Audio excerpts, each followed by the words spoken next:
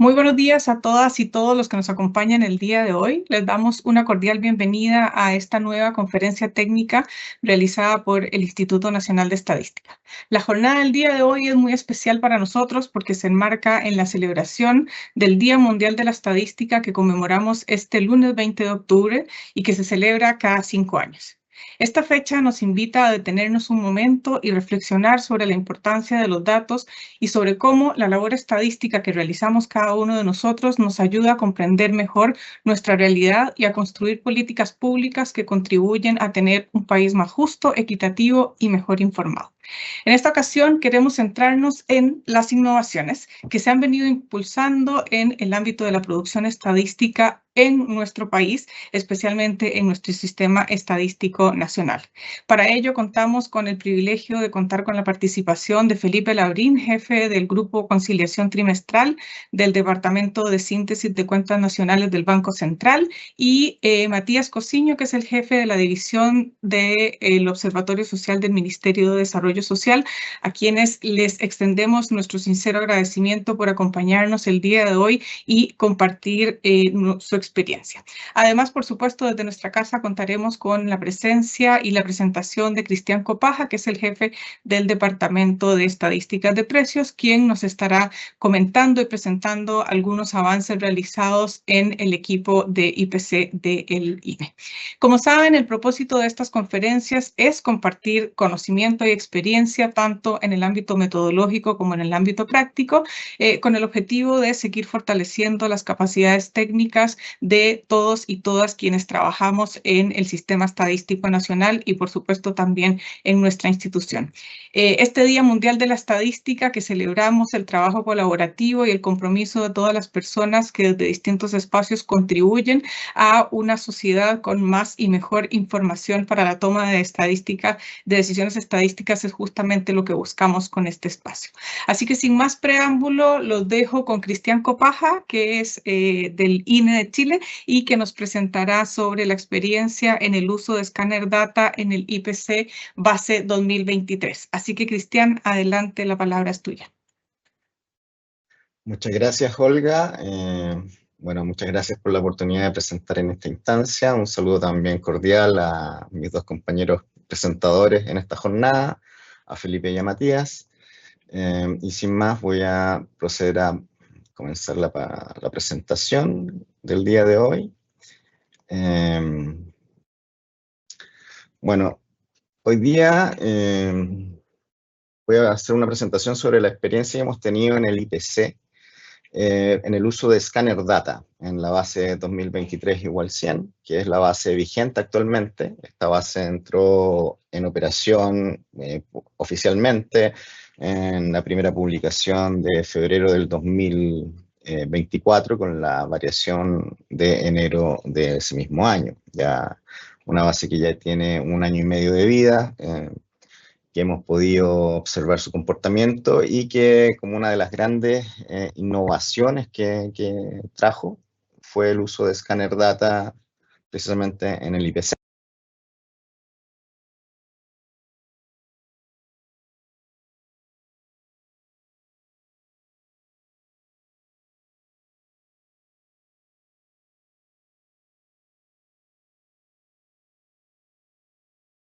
Cristian, perdona que te interrumpa, se te apagó el micrófono.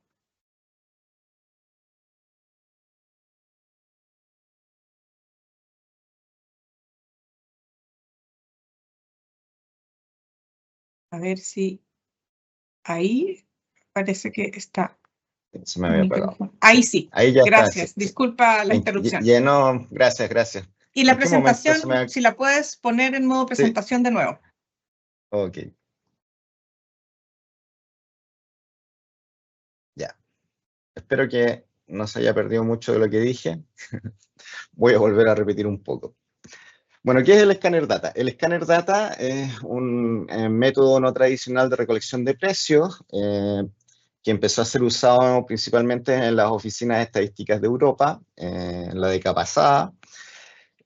Su nombre proviene básicamente del momento en que los diferentes supermercados o tiendas de retail escanean los productos, el código de barra, y eso aparece en la caja registradora cuando estás comprando. De ahí el título de Scanner Data, ¿no? Porque esta es información que viene de la venta efectiva que hacen estos establecimientos a los consumidores.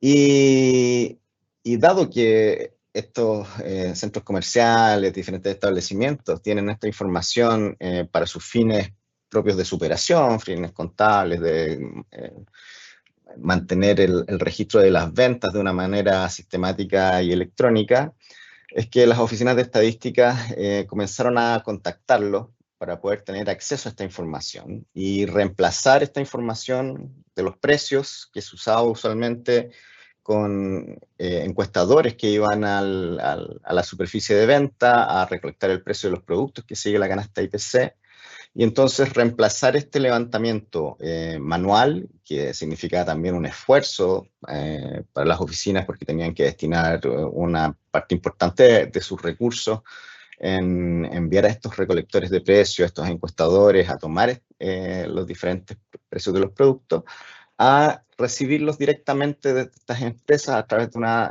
transferencia electrónica de datos. Obviamente este método de recolección está sujeto a que el establecimiento, a que la empresa tenga un sistema de recolección de la venta que esté integrado y vaya almacenando las ventas que realiza diariamente. Por eso usualmente se concentra en grandes supermercados y en grandes tiendas de retail.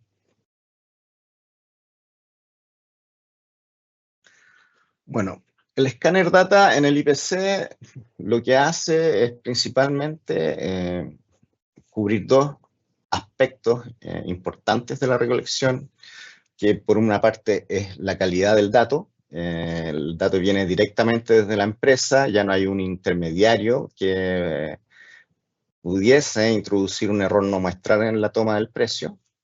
Y por otra parte, en la eficiencia.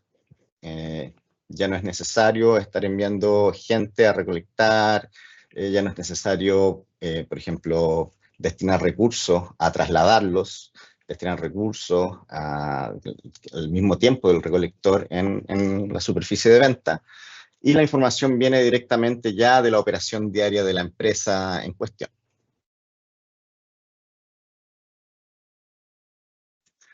¿Cuáles fueron los antecedentes del uso del escáner data en el IPC? Como les dije inicialmente, en la década pasada ya varias oficinas europeas comenzaron a utilizar de forma integral el escáner data en la operación del IPC. En Chile, esto estuvo muy mediado por la pandemia COVID.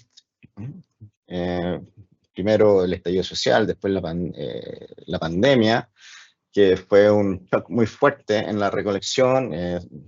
Recordemos que en su momento también estaban los periodos de cuarentena, que nadie podía salir a comprar libremente. Entonces, eso significó para el IPC una tasa de imputación, un pic de imputación que alcanzó en su momento a 42,6% de los precios que se utilizan mensualmente en el cálculo del IPC. Obviamente esto era un problema y ya se vienen haciendo algunos ejercicios con recepción de información de parte de la empresa y entonces la necesidad obligó a acelerar este proceso. Durante el año 2021 y 2022 se empezó a utilizar cada vez más los precios provenientes de Scanner Data para reemplazar precios de fuentes de recolección física que no se podían lograr. Y ya finalizando el año 2022 y comenzando el año 2023, el INE ya se aboca a un uso más intensivo de esta información que recibíamos de los supermercados. Y se genera un proceso también de poder detectar y clasificar la información que venía de las empresas. Aquí hay un tema muy importante que vamos a tocar un poco más adelante, que es la de la clasificación de la información que proviene de cada una de las empresas. Como ustedes comprenderán, las empresas no están dedicadas a producir estadísticas, están dedicadas a producir utilidades para sus dueños y accionistas. Y nosotros lo que tenemos que hacer con la información que nos entregan es convertirla para fines estadísticos. Porque usualmente las empresas clasifican sus propios productos de diferentes formas, tienen también diferentes tabulados para ingresar, por ejemplo, una glosa descriptora del producto. Y lo que nosotros teníamos que hacer cuando nos llegaba esa información era reprocesarla para poder generar un match entre el producto y la variedad particular que nosotros tenemos en la canasta y conectarlo con la canasta del IPC con el clasificador Quakecoat. Esta tarea que podría sonar simple, en realidad es bastante compleja. Como les digo, la información de las empresas a veces viene de forma bien compacta. Hay un campo en que está todo el descriptor.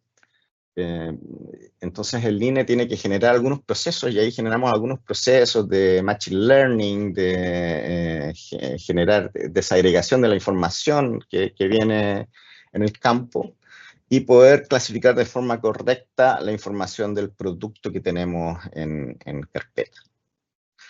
Bueno, durante el año 2023 estuvimos realizando todos estos ejercicios, este trabajo de depurar los algoritmos de cálculo, el algoritmo de clasificación, ir refinando el modelo de Machine Learning que teníamos para poder hacer el match. Además, este modelo también se tiene que ir adaptando a la información que viene de cada uno de los proveedores de información. O sea, cada uno de los supermercados tiene formas diferentes de reportar. Y también como una medida de facilitar también el trabajo para el informante, y es que nosotros en realidad no les hacemos mayores exigencias de cómo la información debe venir, sino que en realidad lo que nos importa es que nos envíen la información y nosotros tomamos ese trabajo de depuración por parte nuestra. Bueno, ya en el año 2024 publicamos, como dije inicialmente, la base IPC 2023 igual 100, que es la base que está actualmente vigente. Y a través del tiempo, ya en el 2025, particularmente en marzo, empezamos a utilizar información de cadenas de multiferretería, Easy, también Sodimac. Y también tuvimos un inconveniente, en particular con la cadena Totus, y que eso nos llevó también a tomar un paso atrás. Ahí teníamos algunos problemas con la información, y entonces también esto es muy importante que en la mente, porque también este es un proceso que, si bien puede ir incorporando precios que estaban en recolección en terreno a la entrega de información electrónica, también en algún momento se puede tomar la decisión de ir un paso atrás y volver al terreno cuando la información se empieza a detectar de que es necesario hacer un trabajo adicional para robustecer la data que se va recibiendo. ¿Cuáles son las etapas de la gestión de la transferencia y el procesamiento de datos en el escáner data? Bueno, primero es contactar a la empresa, después implementar reportes semanales de la información que nos va llegando. Esto está automatizado. Informática generó un script en que cada vez que nos llega la información de las empresas hay correos instantáneos que reciben una cierta cantidad de funcionarios dentro de la institución que están en el proceso del cálculo, informando que tal información, tal pack de información de tal proveedor llegó correctamente. Y posteriormente también hay procesos internos que toman esos packs de información y hacen un análisis y validación que es semanal de dicha información. Esto obviamente ha sido multifactorial. Tenemos los envíos semanales de alrededor de 11 empresas actualmente activas, que tienen cobertura en todas las comunas en que el IPC recopila precios. Recordemos que el IPC recopila precios en todas las capitales regionales y zonas conurbanas de esas capitales regionales del país. Esto también exigió una mejora de procesos. El INE antes tenía solamente recolección de precios en terreno, ahora también tiene una entrada adicional de precios que es a través de Scanner Data. Esto obviamente genera que hay que adaptar los procesos y generar una nueva línea de procesamiento junto con la del procesamiento de recolección en terreno. Y después también hay que hacer un ejercicio de consistencia de datos, de revisar si las variedades que estamos recibiendo son las que efectivamente deben incorporarse, porque son las que están actualmente activas en la canasta del IPC. Entonces también ahí se generan scripts particulares para poder verificar que los códigos de barra sean los mismos. Bueno, les mencioné que el gran trabajo de esto es principalmente depurar la información que recibimos desde los supermercados y las multitiendas y poder hacer el match entre las variedades de la canasta IPC y la información que viene desde estas empresas. La llave que utilizamos para poder hacer el match, la llave inicial, es el código de barra de los productos. Dicho código de barra es independiente de la empresa que la vende. Por ejemplo, un paquete de fideos tiene un código de barra cuando ustedes lo compran, y ese código de barra es el mismo si lo compran en el supermercado Líder, en el Jumbo, en Unimark o en algún otro supermercado. Con ese código de barra nosotros hacemos un proceso de poder ir depurando la información para poder ir acotando el código barra a primero a un producto de la canasta del IPC y después dentro de ese producto a la variedad particular que nos interesa tener en la canasta. Entonces este proceso finalmente, el resultado final es los productos de la información que nos envían las empresas de los productos que quedan macheados o apareados al código COICOP, que es en realidad el código que nosotros utilizamos para la clasificación de productos dentro del IPC. El paso del análisis y la validación es un paso muy importante para poder mantener la robustez del indicador y que efectivamente los precios que estamos incorporando a cálculos sean los precios que corresponden y que no hayan sesgos, porque si tenemos, por ejemplo, una variedad en particular dentro de un producto y estamos haciendo la agregación de precios ahí, si uno dentro de esa variedad introduce una variedad diferente, ahí lo que va a pasar es que probablemente esas dos variedades tengan niveles de precios diferentes y ahí el algoritmo de cálculo genera una variación positiva o negativa, pero que es espuria porque en realidad no corresponde a una variación del precio de la variedad, sino a una variación porque estás incluyendo una variedad diferente. Entonces, el punto de tener la misma variedad y hacer la misma variedad mes a mes y que esa misma variedad entre a cálculo es esencial. Entonces nuestro proceso de validación de datos es muy importante y ahí también pusimos mucho cuidado en poder generar algoritmos adecuados que permitieran hacer esa validación y que cuando se detectara un cambio en el código de barra se pudiera revisar a qué se debía, si había sido un cambio en particular del código barra del producto o si bien estaban introduciéndose una variedad diferente y en ese caso se eliminaba del registro. ¿Cuáles han sido las ventajas del uso del escáner data para nosotros? Bueno, reducción de la carga del informante, en el sentido de que ya no es necesario que reciban a los encuestadores del INE en sus establecimientos. Obviamente eso también les alivia porque cuando llega un encuestador, hay un encargado, tienen que contactar con el encargado local, el jefe local, decirle que van a estar haciendo un levantamiento, el jefe local tiene que destinar un poco de tiempo ahí de sus tareas diarias a eso. Hay un mayor nivel de seguridad porque aquí hay una transferencia segura de la información entre el informante y el instituto, mayor eficiencia porque hay una carga masiva de precio en el cálculo del IPC, optimización, una reducción de la carga laboral del personal en terreno, de digitación y análisis, y aquí me quiero concentrar un poco.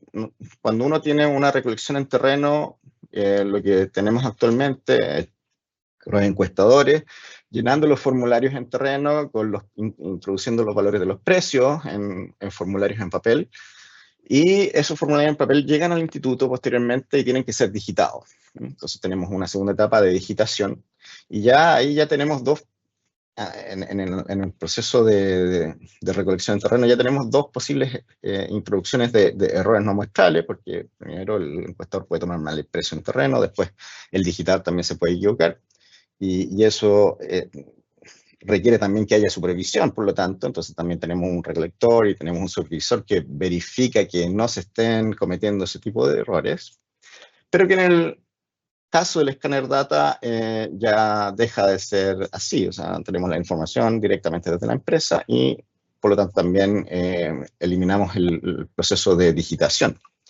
Es así como que la optimización del tiempo se ha liberado recursos en el proceso de digitación de alrededor del 30% de los digitadores, del tiempo de digitación destinado a IPC, y en el tiempo de recolección de precios, alrededor del 10% de las horas destinadas a recolección en el IPC se han ido liberando, tiempos que después que se han ido focalizando en otros productos también más complejos del indicador. Bueno, hay un mayor nivel de automatización, obviamente, y también una disponibilidad de la información más instantánea de la que teníamos previamente.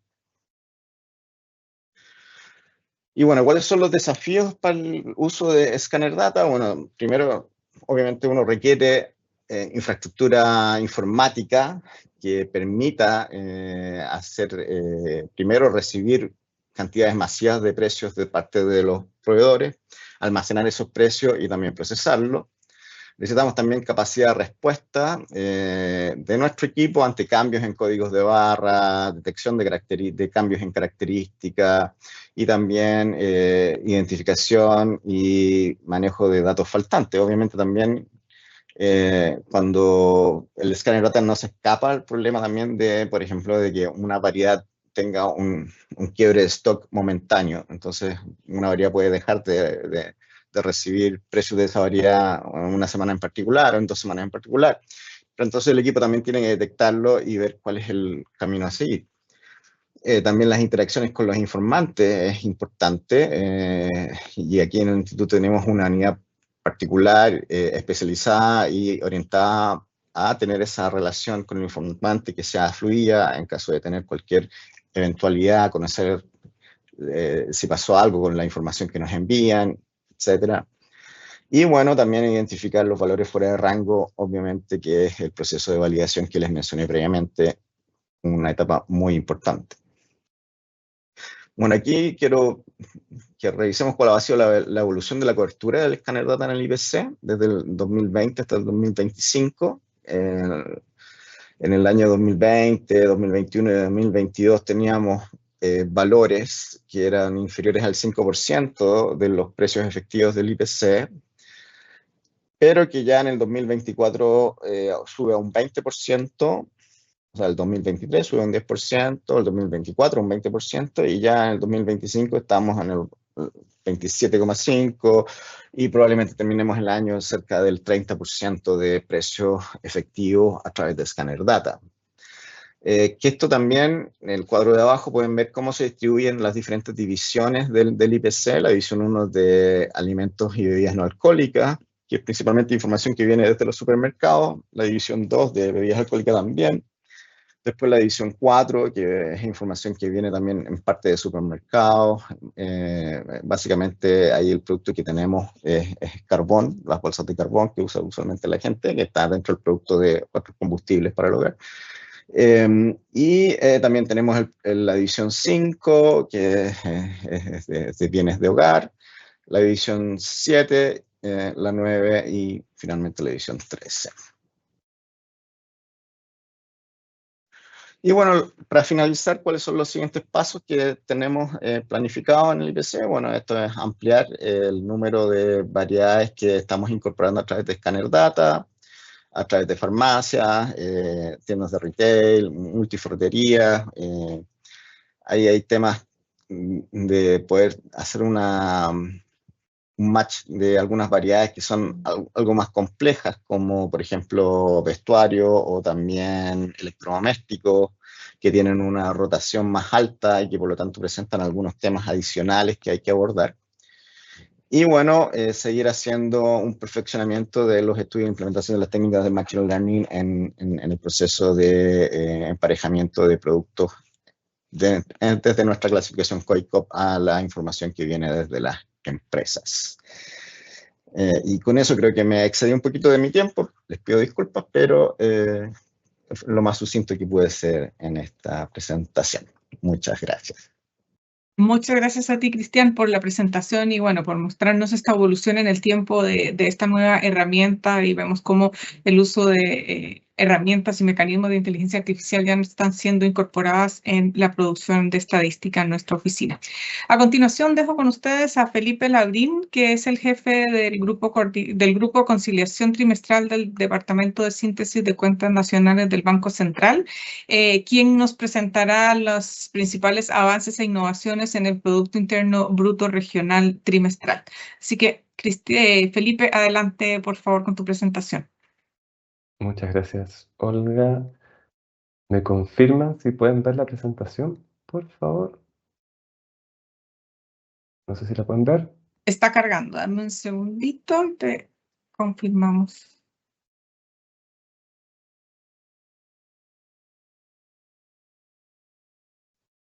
Ahí la vemos perfecto, Felipe. Súper. Bueno, gracias, Aline, por invitarnos primero que todo a esta conferencia y como anunciaba Olga, voy a estar presentándoles sobre las distintas innovaciones que concurrieron al desarrollo del Producto Interno Bruto Regional trimestral. Vamos a revisar 4 puntos hoy día. Primero que todo vamos a ver una motivación, que es lo que está detrás de esta presentación. Vamos a ver un par de cositas para contextualizar en torno a qué es el Producto Interno Bruto Regional. Y después vamos a entrar de lleno en las fuentes de información y métodos, que es donde están las principales innovaciones, para cerrar un poco con aprendizajes y desafíos. Entonces, en términos de motivaciones, lo que quiero que veamos principalmente es un antes y un después. Previamente al 23 de junio del 2022, que es cuando se empezó a publicar, se empezaron a publicar las nuevas series del Producto Interno Bruto Regional en frecuencia trimestral, teníamos que esta publicación, la publicación del PIB regional se hacía en frecuencia anual, tanto a precios corrientes como a precios del año anterior encadenado, y la primera señal regional se publicaba con 8 meses de desfase y sin desgloses por actividad económica. ¿Qué quiere decir esto en el fondo? Que si cerrábamos un año, en agosto del año siguiente recién íbamos a tener una medición del Producto Interno Bruto de esa región y sin ningún tipo de desglose, básicamente el PIB de esa región a secas. Y los desgloses por actividad económica se publicaban con 15 meses de desfase. Si ahora nos cambiamos de foco y vemos qué es lo que se está publicando hoy en día, vemos que el PIB regional se publica en frecuencia trimestral, están a precios del año anterior encadenado, y en frecuencia anual se publica a precios corrientes y a precios del año anterior encadenado. Junto con las estadísticas de valor agregado, la publicación ahora además incluye, por el lado del gasto, el consumo de los hogares. Y si nos detenemos en términos de desfases, la primera señal regional se va a publicar o se publica con 83 días de desfase para los 3 primeros trimestres del año y con 113 días para el cuarto trimestre. Estas cifras trimestrales las estamos presentando con un desglose de 5 actividades, mientras que las cifras anuales van a mantener su desglose, pero van a reducir su desfase a 113 días.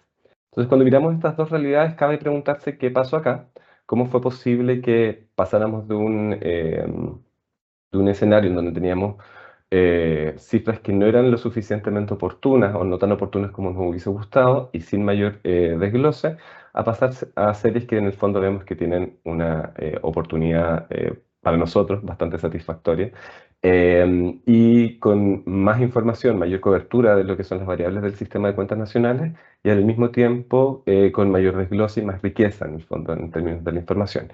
La respuesta está en las nuevas fuentes de información que están disponibles o que estuvieron disponibles en su momento para el banco y de esa forma y de cómo pudimos utilizarlas e incorporarlas en nuestra medición para mejorar. Solo para dar un poquitito de contexto, en el fondo, a qué nos referimos cuando hablamos de Producto Interno Bruto Regional. Es importante señalar que en el fondo el Producto Interno Bruto Regional es una división, es una desagregación geográfica del Producto Interno Bruto que en el caso de Chile se hace para las 16 regiones del país, porque esa es la división político-administrativa vigente. Y es importante esta variable porque la distribución de la población y de las actividades económicas es heterogénea, básicamente, entre las regiones. Y cuando vemos las cifras agregadas, estas no permiten dar cuenta de las diferencias entre las distintas zonas geográficas. Desde la perspectiva del origen, el PIB regional lo que nos va a mostrar es el valor agregado, que no es otra cosa que la producción menos los insumos utilizados en la producción de las actividades económicas presentes en cada región, reflejando las distintas estructuras productivas que éstas puedan poseer. Y de la misma forma, vamos a tener que, desde la perspectiva del gasto, el Producto Interno Bruto va a dar cuenta del consumo de los hogares por tipo de producto en cada región del país.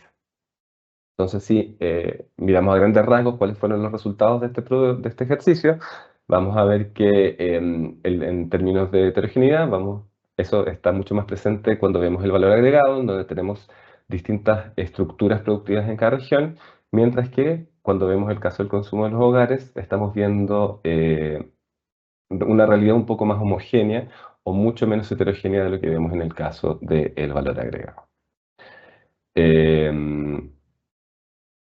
Vamos ahora entonces a las fuentes de información y metodología, que es en el fondo el centro de esta presentación. Y veamos lo que teníamos disponible para la compilación del Producto Interno Bruto Regional anual. En el fondo, lo que nosotros teníamos era un mix de distintas fuentes de información. Recordemos que tanto el Producto Interno Bruto Regional como el Producto Interno Bruto en general, en términos del total nacional, son variables de síntesis. Lo que hacen es incorporar y dentro de su medición distintas fuentes de información que nos permiten estimar las distintas variables del sistema de cuentas. Para el caso del Producto Interno Bruto Regional, teníamos un mix de registros administrativos, indicadores de corto plazo y otras variables más bien estructurales que nos permitían estimar el Producto Interno Bruto en frecuencia anual. Me quiero detener acá en dos, que son principalmente la declaración mensual del formulario 29 del IVA, que la levanta el Servicio de Impuestos Internos, que es nuestra mejor aproximación al total de la producción que pueda haber en una economía. Esto es básicamente el levantamiento, el llenado mensual que tienen que hacer las empresas para, en el fondo, informar sus ventas al Servicio de Impuestos Internos. Y si bien es cierto, venta no es lo mismo que producción, que es lo que nosotros queremos medir, es una muy buena aproximación. ¿Cuál es la parte no tan buena del formulario 29? Es que el formulario 29, en términos de territorialidad, lo único que nos permite levantar es el domicilio de la casa matriz, que es con el domicilio que se llena cuando se entrega este formulario. Por lo tanto, si bien es cierto, nos ayuda para el PIB nacional, en términos del Producto Interno Bruto Regional, no es tan bueno. Y la otra fuente en la que me quiero detener corresponde a las encuestas anuales que levanta el mismo INE, que si bien es cierto, apuntan a efectivamente lo que queremos medir, que es la producción, y de ahí tiene un enfoque que nos permite identificar establecimientos en la gran mayoría de estas encuestas, que es también algo que queremos medir para tener bien, en el fondo, apalancado o bien medida precisamente la territorialidad de las transacciones. Estas encuestas en el fondo tienen un desfase no menor que no nos permitía en el fondo poder utilizarlas en una medición coyuntural. Entonces, ¿cómo logramos subsanar esto? Fue mirando hacia afuera, viendo qué información estaba disponible y empezar a tirar líneas en el fondo de cuáles son las distintas fuentes de información que podían ser más idóneas para poder avanzar hacia una mejor estimación. Y ahí van a aparecer en negrita, unas nuevas fuentes de información que vamos a ir explicando durante la presentación y cómo su incorporación nos permitió en el fondo dar el salto que necesitábamos para poder llevar esta estimación, que era una estimación estructural, poder llevarla además a una estimación coyuntural. Entonces, lo primero que vamos a ver son los documentos tributarios electrónicos, que son las facturas y boletas del Servicio de Impuestos Internos. Acá estas fuentes de información las voy a ir detallando después en más detalle. Además de eso, pudimos levantar registros de compras con tarjeta que nos entregan instituciones privadas que se dedican a operar en el fondo las transacciones con tarjeta. Pensemos principalmente en la maquinita, en el POS que está asociado a un domicilio. Eso lo vamos a utilizar para regionalizar también transacciones. Tenemos ventas minoristas de bienes durables y supermercados que también son provistos por una institución privada que nos van a permitir regionalizar por una parte las ventas de los supermercados y por otra parte las ventas minoristas de bienes durables. Y esta patita es bien importante también, la información de cotizantes en el seguro de cesantía. Me voy a detener principalmente en las fuentes de los documentos tributarios electrónicos y la información de cotizantes del seguro de cesantía, porque son las más importantes y las que más relevancia tienen en la estimación del Producto Interno Bruto Regional. Si nos vamos un poquitito a los documentos tributarios electrónicos, se ven más o menos así. Es bastante árido, pero acá lo importante es lo siguiente. En el fondo, los documentos tributarios electrónicos son los documentos que soportan o en el fondo que registran las ventas, en el caso de la factura electrónica, entre empresas. Y la parte ventajosa de este documento es que registra la comuna de origen de quien factura y la comuna del receptor, que es quien compra. Entonces vamos a tener una transacción que es identificable tanto por su origen como por su recepción y que podemos en el fondo llevar a una medición regional en base a los en base básicamente a las comunas identificadas. Si ahora este mismo emisor que tenemos acá lo vemos un poco gráficamente, vamos a ver que en estos dos gráficos, en la parte de abajo, vamos a tener a quien emite, que en este caso es el root que se observa, ¿qué pasa? Es el root que se observa allá abajo, que es el 21.606.152, que es un identificador, no es el root real, no lo busquen.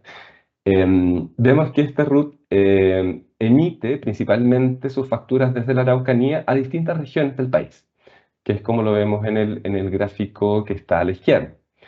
Sin embargo, cuando vamos al gráfico de la derecha y vemos a este root como receptor de facturas, vamos a ver que este root, si bien es cierto, recibe facturas emitidas por distintas regiones, lo interesante es que cuando vemos en qué regiones recibe facturas este root, además de la Araucanía, que era lo que ya teníamos en el fondo cuando mirábamos a este root como emisor de facturas, vamos a ver que también recibe facturas en O'Higgins.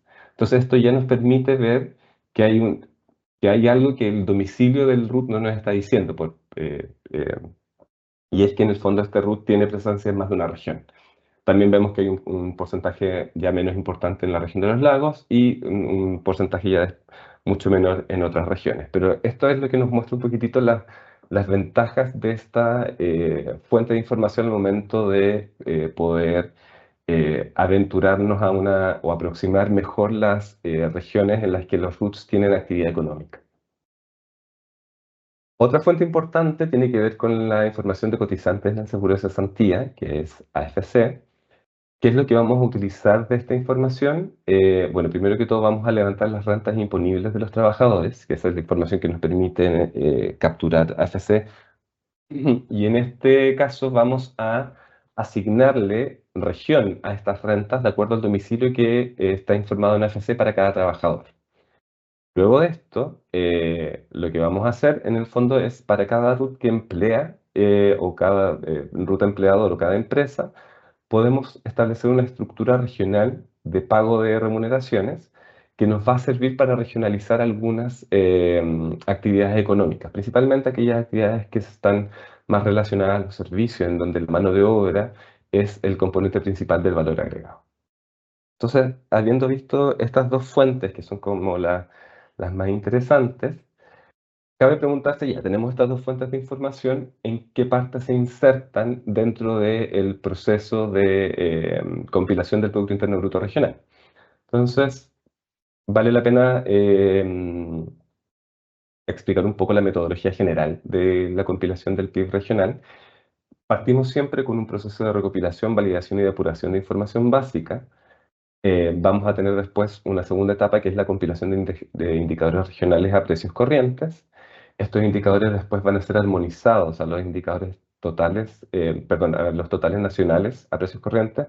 Recordemos que el Producto Interno Bruto Regional se mide de acuerdo a un enfoque descendente. Esto es, primero se estiman los totales nacionales y después vamos a utilizar indicadores para poder en el fondo desagregar esta información nacional en términos regionales.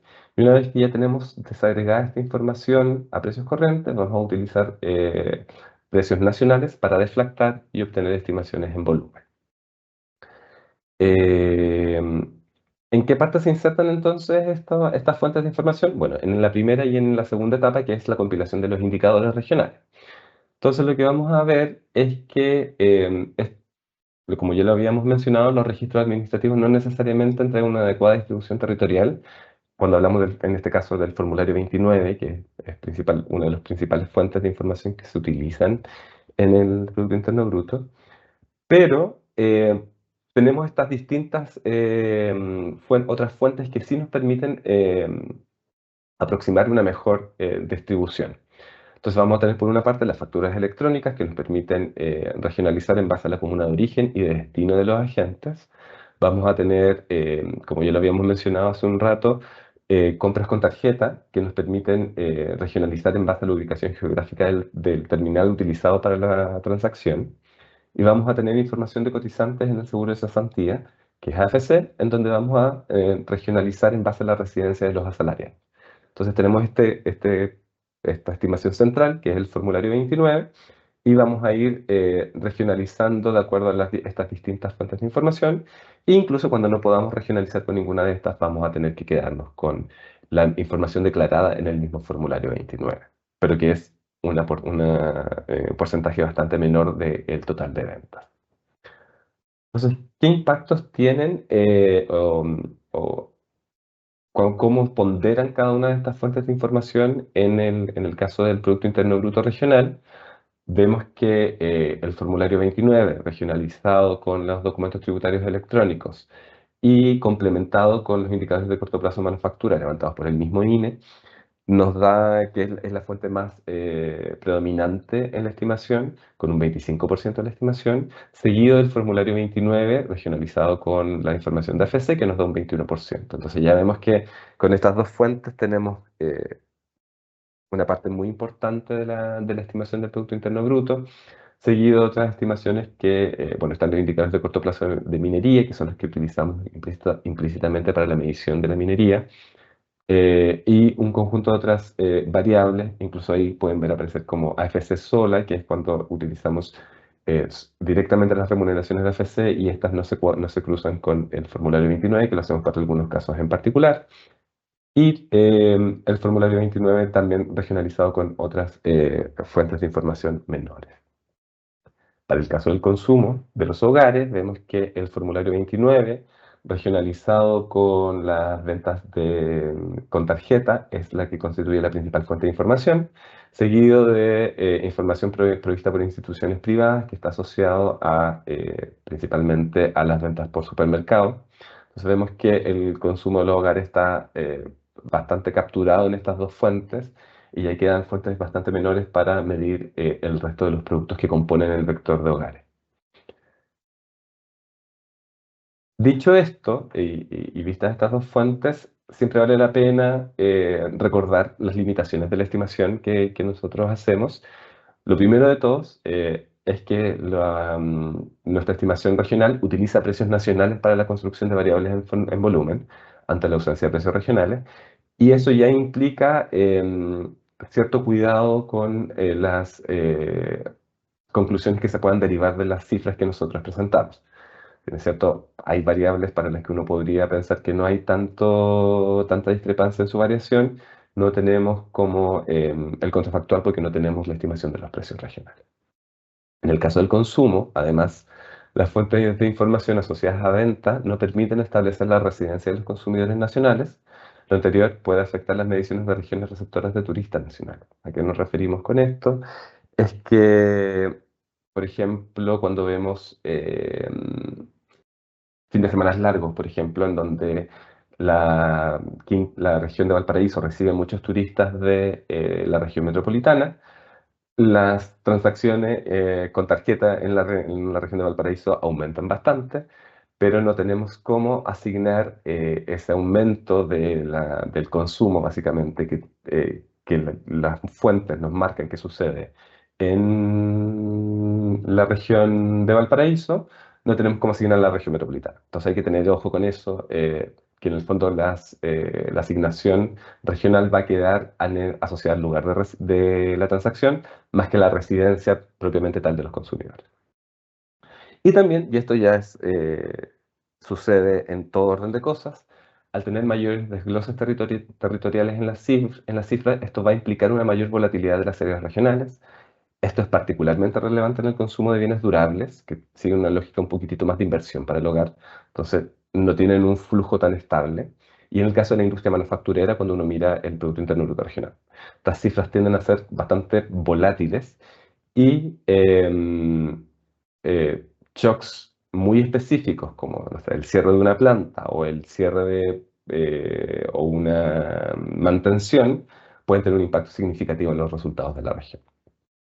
Otra limitación importante tiene que ver con que tanto las cifras trimestrales como las anuales van a estar sujetas a revisiones de mayor magnitud en comparación con los totales nacionales. Acá es importante recordar que en general el Producto Interno Bruto tiende a revisarse trimestralmente entre una y dos décimas. En el caso del Producto Interno Bruto regional, este rango de revisión es mayor. Y el uso de fuentes asociadas al pago con tarjeta y el aumento del pago no presencial pueden generar sesgos en ciertas distribuciones regionales, evidentemente porque no estamos capturando mucho de los pagos en efectivo, y eso en el fondo puede estar sesgando nuestras estimaciones hacia entornos más bien urbanos que no urbanos. Visto en el fondo lo que implicó este proyecto y lo que ha implicado también tenerlo funcionando, ya llevamos 3 años publicando el Producto Interno Bruto Regional en esta nueva modalidad, ¿qué hemos aprendido durante este periodo? Bueno, que primero que todo la integración de nuevas fuentes de información con las ya disponibles fue clave en la elaboración del Producto Interno Bruto Regional.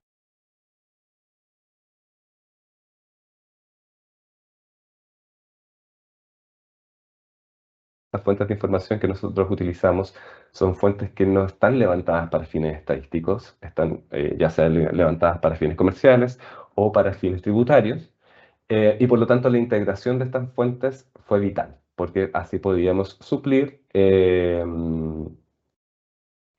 problemas que tuviésemos en una fuente con las ventajas de otra. El uso de estas fuentes implica un cambio importante en la gobernanza de los datos orientado a resguardar la seguridad y confidencialidad de la información. La mayoría de estas fuentes, tenemos acceso a la mayoría de estas fuentes en base a la generación de convenios y en ese sentido es súper importante, implicó para nosotros como banco también un aprendizaje súper importante en cómo teníamos que trabajar y ordenar estos datos para poder mantener, en términos de seguridad y confidencialidad de la información, estos datos a buen resguardo, porque son claves para nosotros, entonces es importante que poder mantener eh, estos datos de forma segura. Como también mencionaba Cristian en su presentación, se requiere una inversión relevante en infraestructura para recibir y procesar la información de carácter masivo. En el fondo, no, poder incorporar esta información a nuestros servidores implicó un aumento importante en el fondo de nuestra capacidad de procesamiento y de almacenaje. Em, Ahora, lo bueno es que esta información no se utiliza solo para este producto, sino que se utiliza para varias otras estimaciones y productos que hace el banco, así que en ese sentido se le saca harto el jugo a estas nuevas fuentes de información. Otro punto que es súper importante es que el acceso a estas fuentes implicó además cambios en las formas de trabajo y análisis de los datos. Si hay algo que nos hemos dado cuenta en este proceso es que tener más información levantada de forma masiva, claro, puede reducir costo en el momento de la recopilación de la información, pero nunca va a reducir costo en términos de análisis. Tenemos nuevas fuentes de información que requieren un análisis importante porque están sujetas a un montón de problemas, como cualquier otra fuente de información. Siguen habiendo comportamientos anómalos, siguen habiendo outliers, siguen habiendo un montón de otras cosas que el ojo crítico tiene que seguir analizando y tiene que seguir depurando. Y junto con eso se realizaron esfuerzos adicionales para la difusión de este producto, en particular en las regiones. Dado que llegábamos tan después con la información a regiones, hubo que salir a reencantar un poco a las regiones con esta publicación, porque en el fondo nosotros llegábamos muy, muy tarde, entonces ya era historia económica para la región y quienes toman decisiones en la región. Entonces, cuando ya tuvimos este producto que logró acortar bastante los tiempos, eh, se generó un esfuerzo adicional para poder reencantar a las regiones y a los tomadores de decisiones en cada región para que pudiesen volver a revisitar la información del Banco Central. Y esa sería mi presentación.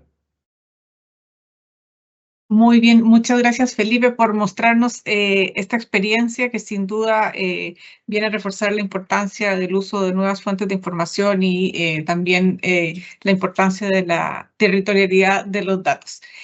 Sin más, dejo entonces ahora con ustedes a nuestro último panelista, que es Matías Cosiña, que es el jefe de la división del Observatorio Social del Ministerio de Desarrollo Social, quien nos contará las últimas experiencias e innovaciones desde el Ministerio de Desarrollo Social en materia de producción estadística. Así que, Matías, por favor, adelante. Muchas gracias. Buenos días todavía. Quedan 9 minutitos de la mañana.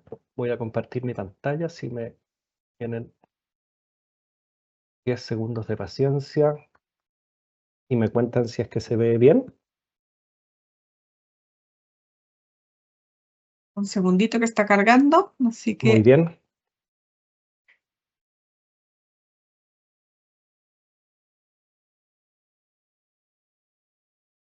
Sí, me dicen que ahí se ve. Perfecto.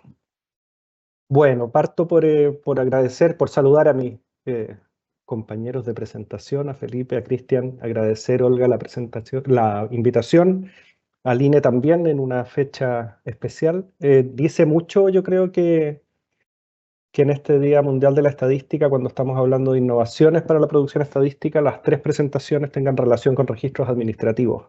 No se hace estadística con n igual 3, pero digamos que parece sugerir una tendencia de hacia dónde están moviéndose las cosas.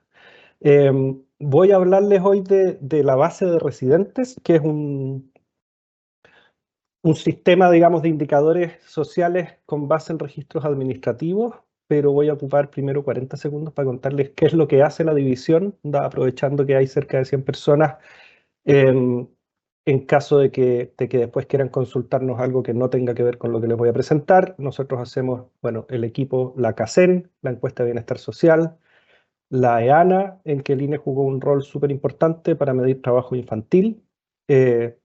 Acabamos de terminar la encuesta longitudinal de primera infancia. Vamos a presentar los resultados de la 4ª ronda el 11 de noviembre, muy probablemente, por confirmar.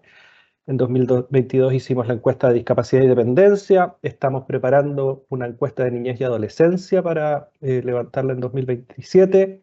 La base de residentes, que es lo que les voy a presentar hoy día.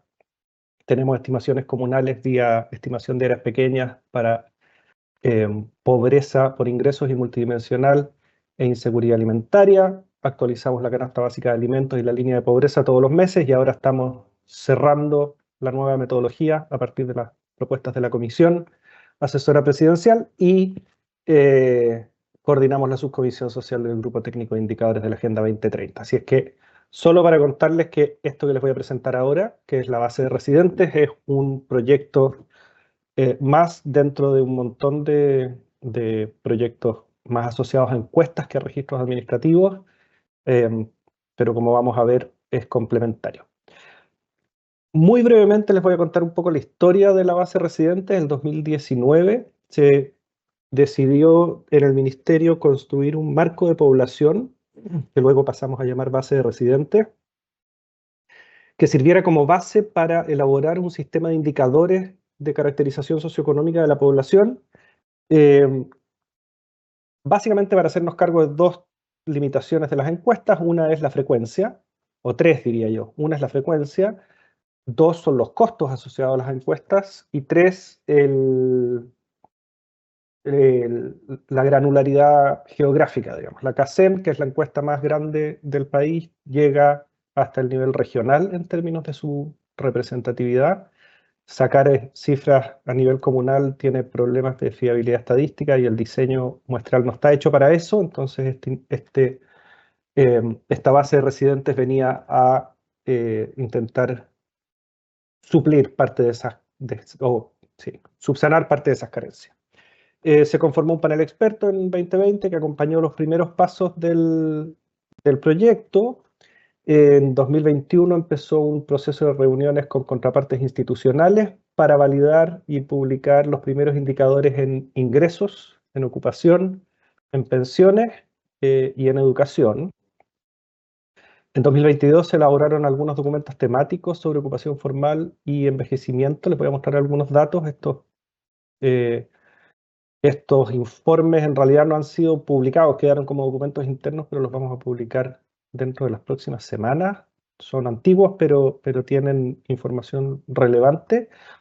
En 2023, el Instituto Nacional de Estadística, el equipo del censo en particular, nos pidió datos a nivel comunal a partir de la base de residentes para la planeación logística del censo. Presentamos además en la mesa de estadísticas laborales. En 2024 llevamos adelante un proyecto sobre migración interna, datos, digamos, a nivel comunal, de migración entre comunas. CELADE nos apoyó ahí, la Universidad de Liverpool hizo una evaluación de esos datos y le dio, digamos, una aprobación técnica a los datos que de ahí estaban saliendo, y además publicamos un informe de cuidados desde la división que se nutre de estos datos. Y por último, ahora estamos este año muy abocados a la vinculación entre registros administrativos y encuestas. Ya les voy a contar un poquito más sobre eso. Entonces, ¿qué es la base de residentes?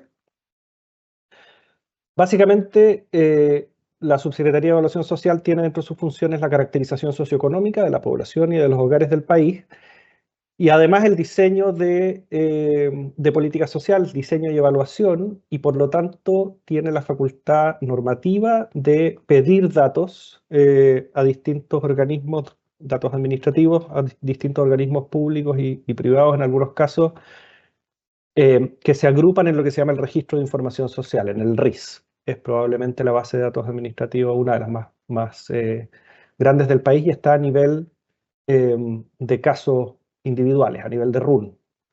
Entonces, con el objetivo de complementar la información producida por las encuestas, se diseñó y se implementó este sistema de indicadores sociales a partir de registros administrativos. ¿Qué hacemos para aquello? Elaboramos un marco de población y le asignamos a cada una de las personas en esa población que identificamos como residentes un territorio, en particular una comuna de residencia, y con eso tenemos básicamente el denominador para calcular después indicadores sociales para cada uno de esos territorios, porque tenemos la población total residente en un periodo determinado en cada una de esas comunas o provincias o regiones, dependiendo del nivel de desagregación. Entonces tenemos información respecto de los individuos que residen en el país en un determinado periodo, anual o semestral, son los dos periodos temporales que utilizamos, identificando el territorio donde residen y entregando información demográfica de ingresos, de ocupación, de salud, de educación, entre otros. Ya les voy a mostrar los indicadores. Muy en breve, ¿cómo construimos esto? Tenemos todos los RUN que alguna vez pasaron por el Ministerio de Desarrollo Social y Familia, se le entregan al servicio de registro civil, que los valida y nos entrega de vuelta una base de datos que tiene algo así como 26.900.000 RUN. Por esos RUN válidos descontamos los RUN que tienen certificados de defunción, fecha de defunción, sacamos a la población con edad superior a 110 años, sacamos a la población sin sexo registral, que es muy marginal, son algo así como 1.000 casos, y con eso tenemos un total de RUN válidos, algo así como los RUN que nos quedan después de hacer estos 3 descuentos son algo así como 22 millones, y después tenemos que ir a ver cuáles de esos RUN son residentes, y les voy a mostrar en un minuto cómo, y después les podemos asignar una comuna. Entonces, más en detalle, la base del registro civil, que nos devuelve el registro civil diciéndonos cuáles de los RUN que alguna vez se registraron en el ministerio efectivamente son RUN válidos, son aproximadamente 26 millones, y ellos nos devuelven junto al RUN la fecha de nacimiento, la fecha de defunción, el sexo registral y el estado civil. Se sacan todas las personas que tienen una fecha de defunción al 31 de diciembre del año anterior, del periodo de interés básicamente, a las personas mayores de 110 años, porque asumimos que hay defunciones que ocurrieron en el extranjero y que no quedaron registradas en el país. Y por último, estos casos muy marginales que tienen un sexo registral que es distinto a hombre y mujer. ¿Por qué? Porque nos interesa compararnos con las proyecciones de población del INE y esas proyecciones de población refieren a estas dos categorías. Si es que esas categorías cambiaran, tendríamos que cambiar la manera de los descuentos que se hacen, digamos, a la base de residente.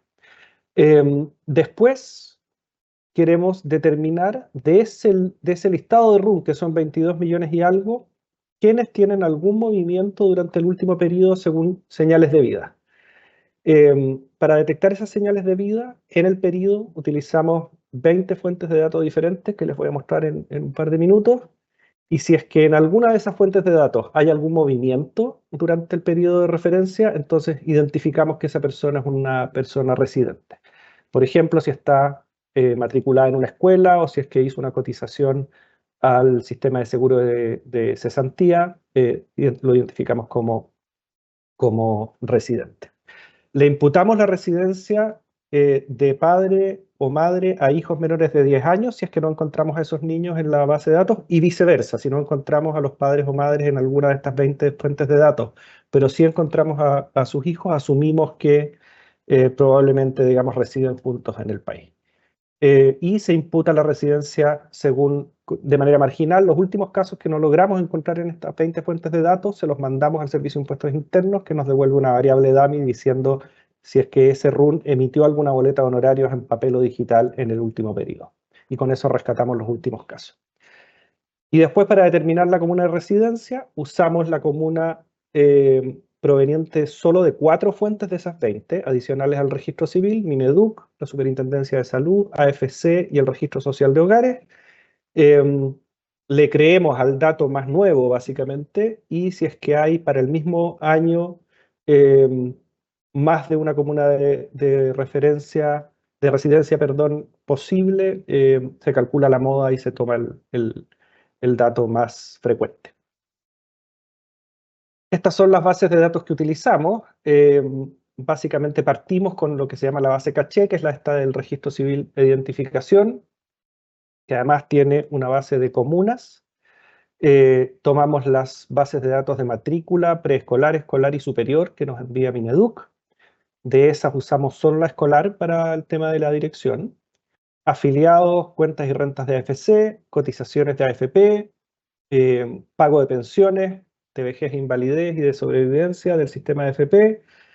Tenemos datos del IPS, tenemos los beneficiarios de algunos de los programas sociales que están capturados en el Registro de Información Social, en el RIS, todos los inscritos en el RCH, tenemos, hay una base de datos de relaciones familiares que lo usamos para hacer estas imputaciones con los niños menores de 10 años, tenemos los cotizantes y las cargas de ISAPRE y de FONASA, tenemos esta DAMI de boletas de honorarios y además durante la pandemia se usó la base de beneficiarios del Chile Crece Contigo porque había caído mucho la matrícula en educación preescolar y estábamos perdiendo datos en el tramo etario de niños más pequeños.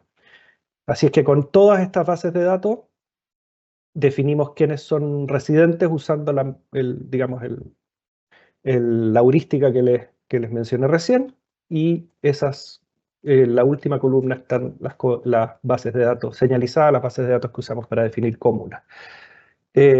Como sabemos todos, yo creo, las bases de datos administrativas tienen, muchas de ellas, rezago, y además hay que armonizarlas y hacer todo un trabajo, digamos, de limpieza de las bases de datos. Como decía Felipe, estas bases no están hechas, y Cristian también lo mencionaba, ¿no? Las bases de origen no están hechas para construir estadísticas, así es que hay que hacer un tratamiento de los datos que permita que sean utilizables. Y por lo mismo tenemos nosotros un año de rezago. Acabamos de publicar los datos anuales 2024 en nuestro sitio web. ¿Cómo saber si es que lo estamos haciendo bien o mal? Bueno, el test de la blancura, digamos, más puro, lo vamos a tener en enero, cuando estén las estadísticas oficiales de población del censo 2024 y podamos compararlas contra la base de datos de la base de residentes 2024. Por ahora lo que tenemos es la comparación con la proyección poblacional a partir del censo 2017, y como ustedes ven, tenemos una cobertura entre, digamos, de la base de residentes respecto de la proyección poblacional de más o menos cerca del 98%, depende un poquito del año. Pero estamos bastante cerca del total poblacional. Más en detalle, y aquí perdonarán ustedes la cantidad de datos, pero la idea es mostrarles esta columna. Esta es la cobertura respecto a las proyecciones de población por sexo y grupo etario de la base de residentes, y como ustedes ven, en el total tenemos una súper buena cobertura. Y respecto de las proyecciones de población del censo 2017, identificamos más personas en los grupos de más edad y tenemos una subcaptura bien importante en el grupo de 0 a 4 años. Y aquí una salvedad: durante la pandemia, digamos, los últimos años se ha ido, voy a usar el término técnico, derrumbando la tasa de fecundidad, y por lo tanto las proyecciones a partir del censo 2017 de ese grupo 0 a 4 probablemente son un poco optimistas, y vamos a ver, no sería raro que al compararnos con el censo 2024, la verdad es que la cobertura en ese grupo de 0 a 4 sea más grande que ese 70%, y estemos bastante más cerca de la cifra real. En términos de cobertura regional, también tenemos una buena cobertura. Tenemos una subcobertura en la metropolitana y una sobrecobertura en otras regiones, y como vamos a ver en algunas láminas más, esto probablemente tiene al menos en parte que ver con migración. Los modelos de proyección de población, digamos, tienen modelos de migración, pero lo que ocurrió en la pandemia fue bien particular. Entonces, lo más probable es que también en la región metropolitana yo espero que estemos más cerca del dato censal que lo que estamos de la proyección poblacional, porque hay una proporción importante de población que salió de la región metropolitana a otras regiones, y eso también podría explicar la sobrecobertura en esas regiones del sur. En términos comunales, no les voy a mostrar, por supuesto, las 346 comunas del país, pero es importante destacar que tenemos en general una buena cobertura, solamente un 5% de comunas en que tenemos menos del 75% de cobertura respecto a las proyecciones, y un tercio en que tenemos una cobertura mayor al 110, y esto probablemente también tiene que ver con el tema de migración, porque si alguien migra, por decir algo, de Puente Alto al Hue, en Puente Alto el porcentaje de cobertura casi no se modifica porque es una comuna muy grande, pero en Alhue sí se puede modificar porque es una comuna de baja población. Entonces, si es que hubo migración de la metropolitana hacia comunas más pequeñas, de la región metropolitana a comunas más pequeñas, podríamos, digamos, explicar al menos en parte esa sobrecobertura en un número importante de comunas. Y como ustedes ven, esa sobrecobertura empieza a ocurrir inmediatamente después de la pandemia, en 2022, 23 y 24. ¿Para qué usamos esta información? Para construir todos esos indicadores que están ahí. Esos indicadores son públicos, excepto los que están en celeste, que están en proceso de elaboración.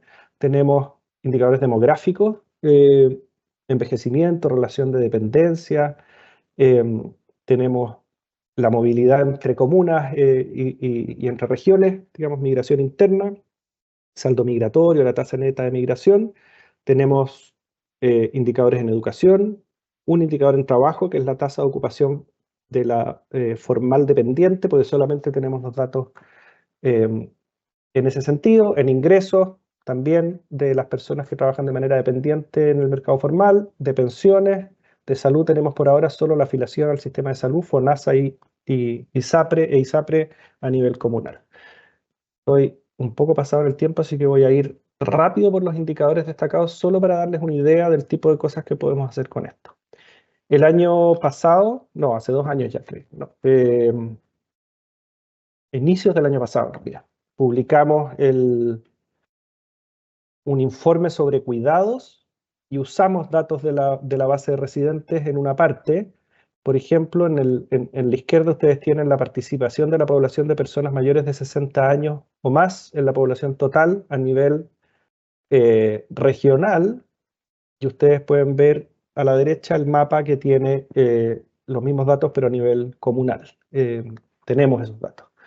Con esos mismos datos se puede calcular el índice de envejecimiento, por ejemplo, que es el número de personas de 60 años por cada 100 de 60 años o más por cada 100 personas menores de 15 años. Sobre 120 ya se considera que un país, por ejemplo, es un país envejecido, digamos, y como ustedes ven, esto es dentro de Valparaíso, por ejemplo, desde la menos envejecida a la más envejecida, que es el Tabo, que ya debe estar en unos 170 personas de 60 años o más por cada 100 personas de menores de 15 años.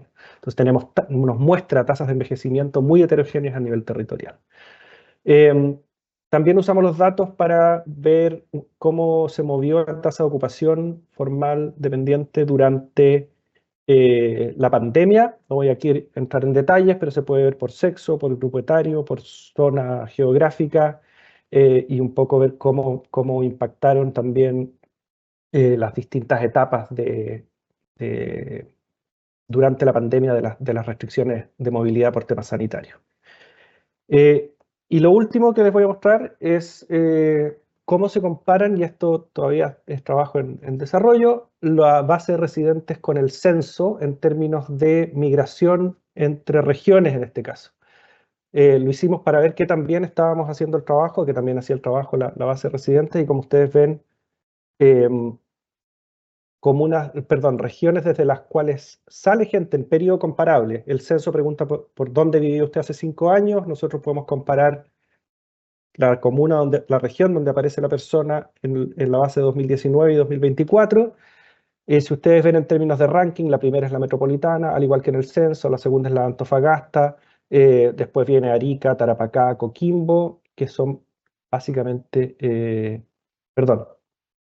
Arica, Atacama y Coquimbo y Tarapacá, y son las mismas que acá. El ranking también se mantiene para las que más, las regiones a las cuales más migra población, partiendo por Valparaíso y siguiendo por Maule y la Araucanía. Si uno mira, por ejemplo, a qué regiones se va la gente que emigró de la metropolitana, de nuevo estamos súper cerca en los porcentajes. Un 21% de las personas que salieron de la metropolitana, según el censo, se fue a la región de Valparaíso. Según la base de residentes, el 22%, y el ranking es el mismo. O sea, estamos capturando bastante bien, no solo en 2024, sino que también capturábamos bien en 2019. Así es que esto nos da bastante tranquilidad respecto a la robustez. Esto es lo mismo, pero viendo, digamos, desde dónde llegan a la región de Valparaíso las personas que migraron hacia esa región en el periodo, y nuevamente estamos bastante cerca tanto en magnitud como en ranking respecto de los datos que muestra el censo, lo cual nos deja tranquilo que la base de residentes se puede usar para estos fines. Si es que uno lo hace a nivel comunal, también tenemos algunas diferencias de nivel, pero la verdad es que parece que estamos capturando bien a la población residente a nivel regional y comunal a lo largo de los años con la base de residentes. ¿Qué ventajas tiene esto? Y me pasé un montón. Perdón. Primero, tiene cobertura poblacional, no tiene todas las restricciones de los muestreos probabilísticos, lo cual nos permite tener más desagregación territorial, actualizar anualmente los indicadores, mejorar la precisión y estabilidad de las estimaciones, porque viene de múltiples fuentes y al menos a nivel agregado, digamos, los indicadores se portan de manera bastante estable. Nos permite detectar migraciones de corta distancia entre comunas y de corto plazo, de año en año. Y hay otras potencialidades. Podemos usar esto para análisis longitudinales, por ejemplo, ya que podemos seguir a cada run a lo largo del tiempo. Podemos vincularlo con encuestas para reducir tamaños de cuestionarios, o bien complementar información ex post, vinculándola a la encuesta que ya se levantó. Y por último, y esto es lo más interesante que estamos haciendo ahora, uno puede usar esto como marco muestral, dado que se porta tan bien vis a vis el censo y las proyecciones de población. Uno podría usarlo como marco muestral, y estamos pensando usarlo para esa encuesta de niñez del 2027, porque salir a buscar niños en viviendas es muy caro, porque hay pocas viviendas que tengan niños, mientras que si uno va a buscar directamente a los niños, es más barato, pero hay que convertir esta base de residentes en un marco muestral con direcciones fiables, y ese es el desafío en el que estamos hoy día. Les agradezco la paciencia, lamento haberme pasado, pero nos entusiasma mucho este proyecto, así es que quería mostrárselo. Muchas gracias, Matías, por tu presentación. Y bueno, todos en general se pasaron un poquito 5 minutos, así que ha sido equitativo, no hay problema con eso en el tiempo. Estamos un poquito sobre el tiempo, pero no me gustaría cerrar antes de hacer un par de preguntas puntuales que han llegado, y en esta ocasión me gustaría empezar al revés, primero contigo, Matías. Al inicio de tu presentación mencionaste que, bueno, uno de los desafíos es que los registros administrativos que se están utilizando no están levantados para la producción estadística. Entonces nos preguntan desde los participantes que en un mundo ideal, ¿qué características deberían de tener estos registros administrativos para que sean idóneos para la producción estadística y con ello más representativos? Eso da para una conversación muy larga, pero yo diría quizás 3 cosas. Lo primero, hay variables que son transversales a las distintas fuentes de producción, o a fuentes de datos. Por ejemplo, el RUN, por ejemplo, la dirección, que uno quisiera que estén homogeneizadas en términos de los formatos. En particular, las direcciones, homogeneizar las direcciones y tener un solo estándar para registrar direcciones sería tremendamente útil, y uno quisiera que no hubiera. Nosotros tenemos, por ejemplo, en la base de residentes, niños que tienen 11 direcciones distintas. Puede que tengan 2 si es que viven, por ejemplo, con papá y mamá en tiempos parciales, pero 11 es poco probable, y eso probablemente tiene que ver, y tenemos que hacer ese trabajo con direcciones que están escritas de manera distinta, por ejemplo, o en distinto orden, o con abreviaciones diferentes. Entonces, eso es una cosa. Lo segundo es que en un mundo ideal, uno quisiera que las instituciones que proveen estos datos tuvieran algún tipo de metadata respecto de aquello, de cada uno, digamos. ¿Qué es lo que está registrado en cada campo? A veces es un trabajo de arqueología saber qué quiere decir cada uno de los campos que uno recibe en una base de datos.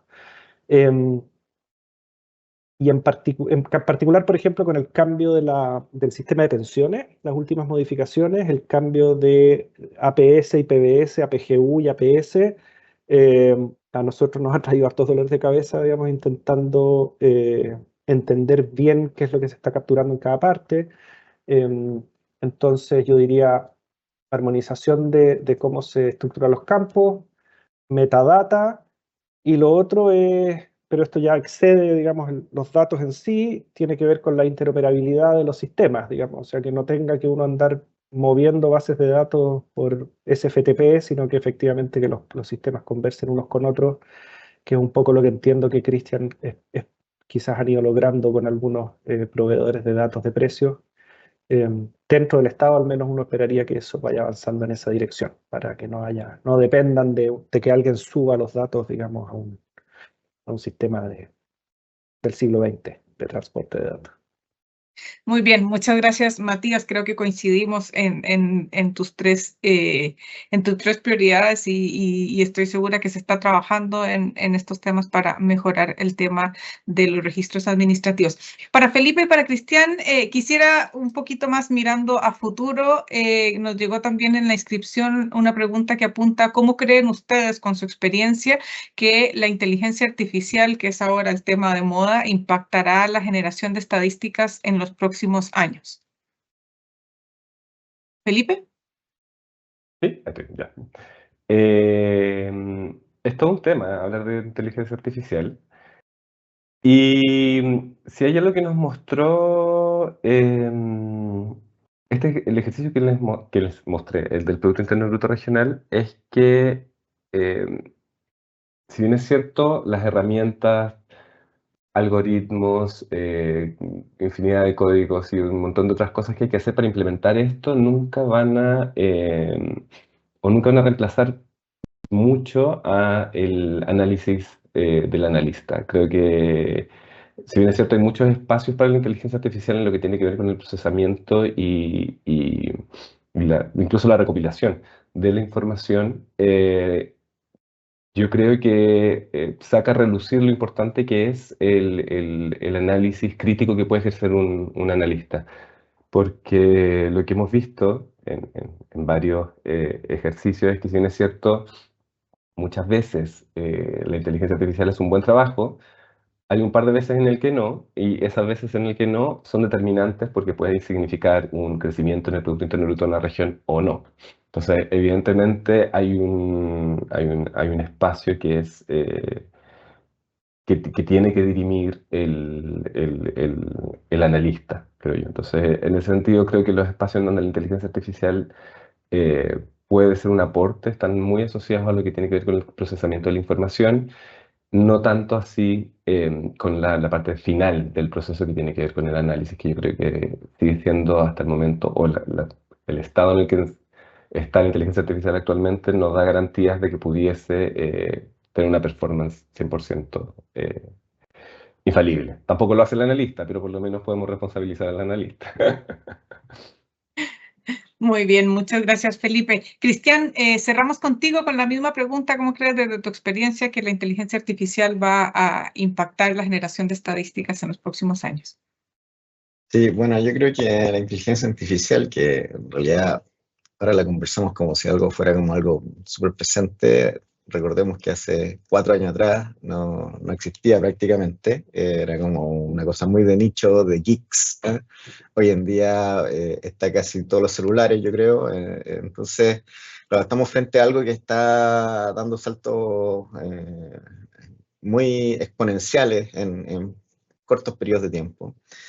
Entonces yo creo que la información, o sea, la IA en producción estadística probablemente alivie todo lo que sea la carga analítica, procesamiento, depuración de datos, por ejemplo, probablemente permita empezar a utilizar información de imágenes satelitales para la producción de estadísticas de manera mucho más expedita a lo que actualmente podemos hacer.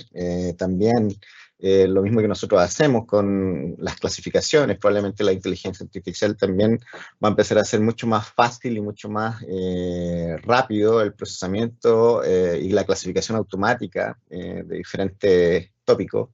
Y probablemente también, en la medida en que vaya avanzando, también va a ir reemplazando, que concuerdo con Felipe, que hoy en día yo no pondría una IA a reemplazar a los analistas, pero no sé cómo eso va a ser en 2 años más, ¿ah? Porque probablemente en 2 años más las capacidades de los LLM, que son los procesos que están en el core de la IA, vayan a perfeccionarse y seguir aumentando sus capacidades cognitivas.